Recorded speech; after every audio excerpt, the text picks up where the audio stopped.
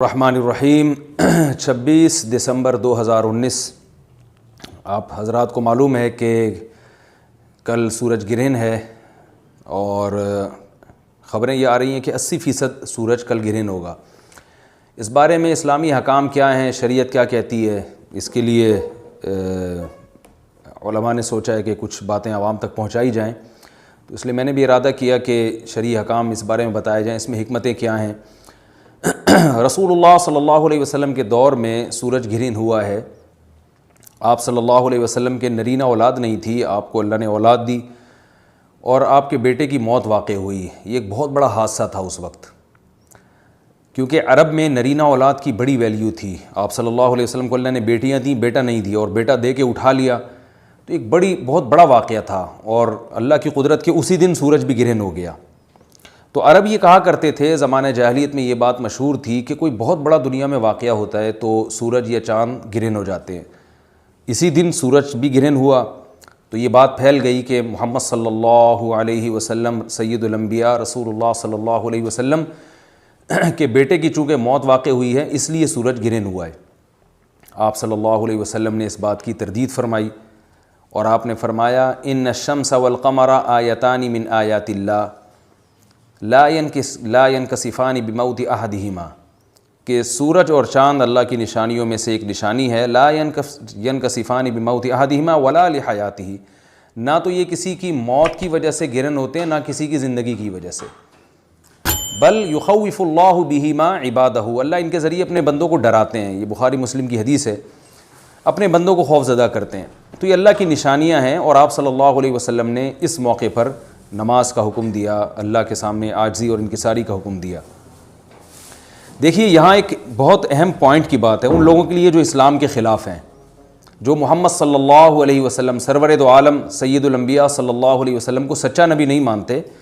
ان کے لیے اس حدیث میں آپ صلی اللہ علیہ وسلم کی نبوت کی ایک بہت زبردست دلیل موجود ہے۔ ایک واقعہ ہوا ہے آپ صلی اللہ علیہ وسلم کے بیٹے کی موت کا، اور عرب یہ ویسے ہی کہا کرتے تھے کوئی بہت بڑا دن ہوگا تو سورج گرہن ہوگا۔ تو کوئی بھی شخص جو جھوٹا نبی ہو، آپ خود بتائیے کہ کیا وہ ایسے موقع پہ اس واقعے کو اپنے حق میں کیش نہیں کرائے گا، اور وہ یہ کہے گا نہیں کہ میں تو پہلے ہی کہتا تھا میں بہت بڑی شخصیت ہوں، اور میرے بیٹے کی موت ہونا، ایک پیغمبر کے بیٹے کی موت ہونا ہے تو یقیناً یہ اس اللہ کی طرف سے ایک نشانیاں ہے، یہ نشانی ہے سورج کا گرہن ہونا، یہ بتانے کے لیے ہے کہ واقعی یہ بہت بڑا دن ہے، اور یہ بہت بڑا دن اس اعتبار سے کہ ایک نبی کے بیٹے کی موت واقع ہوئی ہے۔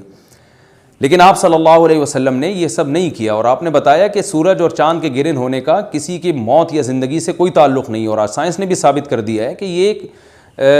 ایک سائنٹیفک حقیقت ہے کہ جب زمین اور سورج کے درمیان چاند آ جائے تو سورج گرہن ہو جاتا ہے، اور جب چاند اور سورج کے درمیان زمین آ جائے اور سورج کی روشنی چاند تک نہ پہنچ رہی ہو تو چاند گرہن ہو جاتا ہے۔ تو یہ ایک اس میں عبرت کی بات بھی ہے ان لوگوں کے لیے جو آپ صلی اللہ علیہ وسلم کی نبوت میں شک کرتے ہیں۔ البتہ آپ صلی اللہ علیہ وسلم نے اس موقع پر ہمیں حکم دیا کہ اللہ سے تضرع اور عاجزی اور انکساری کی جائے، اپنے گناہوں کی معافی مانگی جائے، اور نماز آپ صلی اللہ علیہ وسلم نے پڑھی۔ اس پہ بھی بعض لوگ اشکال کرتے ہیں کہ یہ جب ایک نیچرل پروسیس ہے تو اس میں اتنا گھبرانے کی، کیونکہ حدیث میں آتا ہے آپ صلی اللہ علیہ وسلم بہت گھبرائے، تو اس میں گھبرانے کی کیا بات ہے؟ تو یاد رکھیے ہر نیچرل پروسیس جو ایک عام معمول سے ہٹ کر ہو، اس میں انسان کے لیے ایک عبرت کی بات ہوتی ہے۔ ہم دیکھتے ہیں رسول اللہ صلی اللہ علیہ وسلم کے دور میں جب تیز ہوا چلتی تھی اور بارش سے پہلے ہوا چلا کرتی تھی تیز ہوائیں، تو آپ صلی اللہ علیہ وسلم گھبرا کے مسجد کی طرف دوڑتے، عاجزی انکساری کرتے، اللہ تعالیٰ سے یہ کہتے کہ اللہ تو نے تو مجھ سے وعدہ کیا ہے کہ جب تک میں ان کے درمیان موجود ہوں تو ان کو عذاب نہیں دے گا۔ تو یہ خوف کا غلبہ تھا آپ صلی اللہ علیہ وسلم پر۔ کیوں؟ وجہ اس کی یہ تھی کہ یہی حالات قوم عاد اور قوم سمود پر بھی آئے ہیں۔ قرآن میں آتا ہے نا فَلَمَّا رَأَوْهُ عَارِضًا مُسْتَقْبِلَ أَوْدِيَتِهِمْ قَالُوا هَذَا عَارِضٌ مُمْطِرُنَا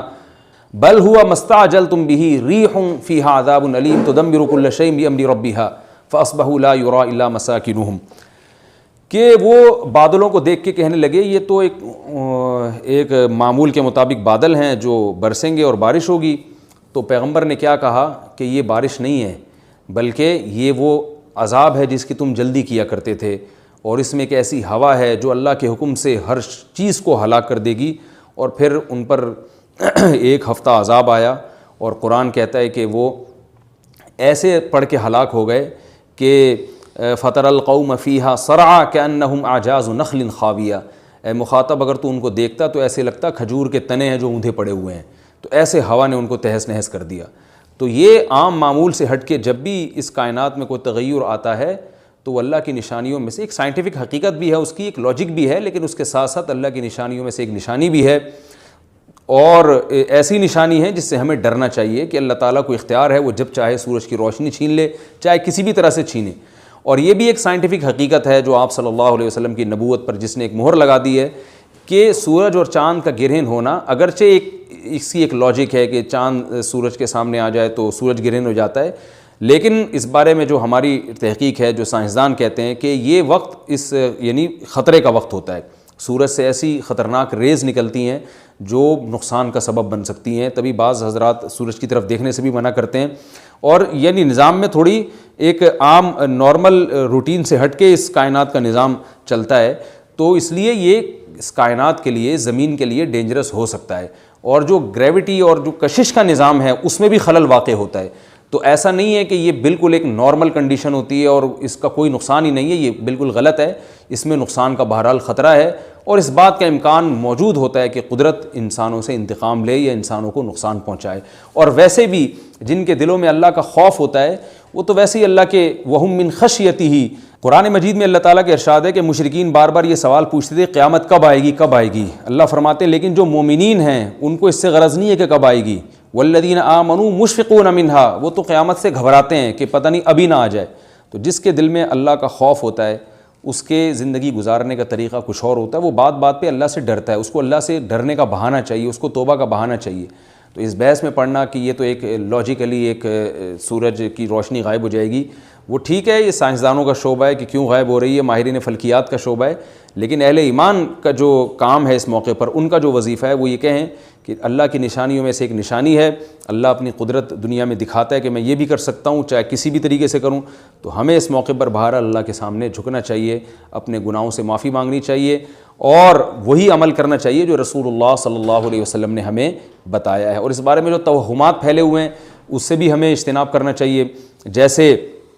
نبی صلی اللہ علیہ وسلم نے عربوں کے وہم کو دور کیا ہے، بھائی اس کا کسی کی موت اور زندگی سے کوئی تعلق نہیں ہے، تو اسی طرح آج کل لوگوں میں ایک سورج اور چاند گرہن ہونے کے بارے میں وہم بھی بہت ہے کہ پتہ نہیں کیا ہو جائے گا، حاملہ عورتیں نہ نکلیں، فلانا نہ کرے، اور فلانا خربوزہ نہ کھائے، اس موقع پر کسی نے تربوز کھا لیا تو یہ ہو جائے گا، الٹی الٹی باتیں پتہ نہیں کیا کیا مشہور ہیں، یہ خربوزے تربوز کی تو میں ویسے ہی مثال دے رہا ہوں۔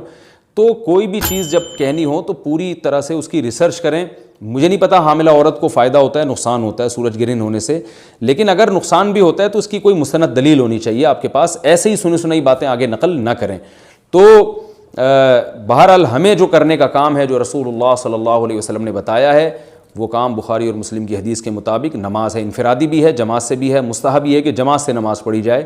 مسجد میں یا کسی بھی میدان میں، اور 2 رکعتیں امام پڑھائیں گے، اور اس میں سرن تلاوت بھی کر سکتے ہیں، جہری تلاوت بھی کر سکتے ہیں، دونوں رائے ہیں علماء کی۔ آج کل جہری کو اس لیے ترجیح دی جاتی ہے کہ صلاۃ کسوف میں جو رسول اللہ صلی اللہ علیہ وسلم کی سنت ہے وہ لمبی نماز ہے، تو لمبی نماز پڑھیں گے تو اگر آپ آہستہ آواز سے پڑھیں گے تو لوگوں کو تھکاوٹ کا احساس زیادہ ہوتا ہے، جہری پڑھیں گے تو تھکاوٹ کا احساس کم ہوتا ہے، تو اس لیے دونوں قولوں پہ فتویٰ دیا جاتا ہے، وہ ایک قول راجح ہے اور ایک میں آسانی ہے، تو آسانی اس قول میں ہے کہ جہری تلاوت کی جائے، اس میں لوگوں کو نماز میں کھڑا رہنا آسان ہوتا ہے، تو لمبی سے لمبی نماز پڑھی جائے، اس میں 2 رکعتیں پڑھی جائیں اور خوب طول دیا جائے اس کو، اور اتنا طول دینا کہ لوگوں کا خطرہ ہو کہ نمازی چھوڑ کے بھاگ جائیں گے، یہ بہرحال درست نہیں ہے، کیونکہ آپ صلی اللہ علیہ وسلم نے امام کو مقتدیوں کی رعایت کا حکم دیا ہے۔ اور کوئی جماعت سے نماز میں شریک نہیں ہو سکتا تو گھر میں نماز پڑھیں، انفرادی نماز پڑھیں، نماز نہیں پڑھ سکتے تو توبہ استغفار کریں۔ بہرحال یہ وقت جو ہے توبہ استغفار کا ہے، اپنے گناہوں سے معافی مانگنے کا ہے، اللہ تعالیٰ